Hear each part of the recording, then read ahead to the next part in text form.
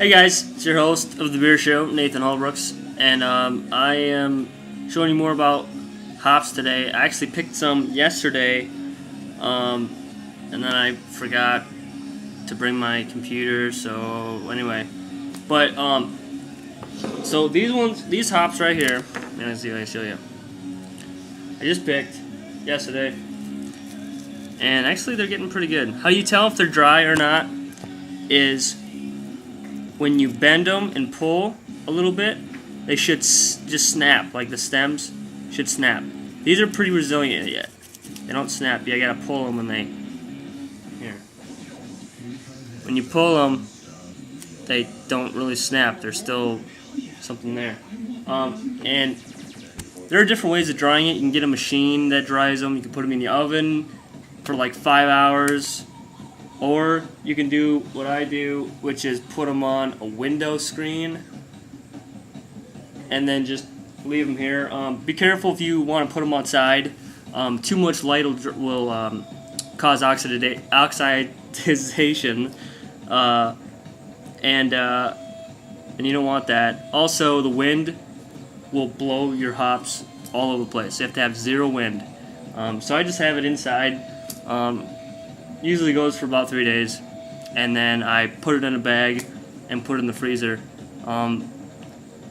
which again, cold place, and no light helps prevent oxidation. Man, I cannot say that. You can also get a vacuum sealer and do it that way, but those are kind of expensive. They're like $50 for a decent one, or like not for a decent one, but for like maybe $70 for a really good one. That actually vacuums it out and seals it as well. So I'm not gonna get that yet because I'm kind of short on money. But so anyway, that's basically it, I guess. I mean, I don't really have anything to tell you about that. You know about lupulin glands. You know about I didn't tell you how I have my hops put up. I just put a post in the ground and then put a bar on top so it looks like a T, and then I ran strings up to different parts on the T, and it's good to have 3 vines per plant, because if you have more than 3, then you're not getting as much nutrients to the hops. It's concentrating on growing those long vines, and they take up a lot of energy.